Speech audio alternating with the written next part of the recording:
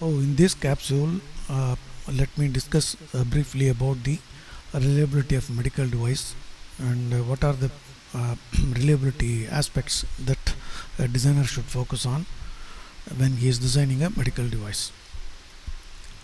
There are any medical device. There are three types of reliability aspects. One is an electronics reliability, second is a mechanical reliability, and third is a software reliability. Let us see each of them in briefly to understand uh, what it takes to design a highly reliable product. The electronic reliability typically covers the reliability of the components, especially the electronic components that are used in the system. The main aspect of an electronics reliability or the critical point is what we call it as infant mortality. Infant mortality basically is due to the early failure of the component in the assembly line. As we can see on the right side, the failure curve, which looks like a cross section of a bathtub, it essentially shows in the early on, if the failures are happening, especially within the assembly line, then the product is going to be much more reliable in the field. So the focus of electronics reliability when manufactured is to ensure all the infant mortality happens within the assembly line, so that the product goes to the field in its stable life. Uh, Causes for the electronic infant mortality is predominantly bad weldings, bad soldering, contamination of surfaces. There are no aberrations, cracks, and those kind of stuff.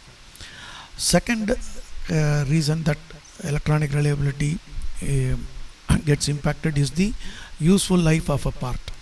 Any part, electronic part, has a definitive life which could be smaller than the product's life, or it could be larger than the product life. However, each electronics component, due to its usage and electrical stress, does have a specific life, and the designer needs to ensure that the useful life of the product does not impede the reliability of the product. Then the third is actually the wear out of the part. Wear out is where the part gets aged due to its usage.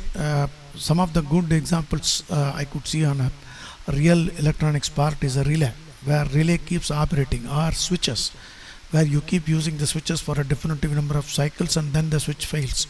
So the designer should understand the wear out of an electronic part that he is using, and should ensure that the product's wear out life is the components wear out life is much less than the product's life cycle. Second aspect of a medical device is the mechanical reliability. Since most medical devices have a lot of mechanical components, the reliability of these mechanical parts is also very critical. And what we have seen regularly is mechanical reliability is an aspect which is very closely tied to the wear out of a part, or the fatigue of a material that it is used, or corrosion of the material, and also the strength of the material getting changed over a period of time. The graph on the left typically shows how a reliability gets impacted. The failures start increasing as the product life reaches its end of life. Then the third and the most critical reliability aspect is the software reliability. Software reliability is something which is predominantly due to the way the software is coded or designed or developed. So you could see some of the reasons that are caused that cause the software reliability aspects are specification errors, or design errors, or it could be a wrong typographical error which resulted in some issues, or you miss out some things. On your left, if you see the reliability curve, we could see like the bathtub curve, the initial failures will be very high in a software, but once the product becomes stable, the software errors are practically zero.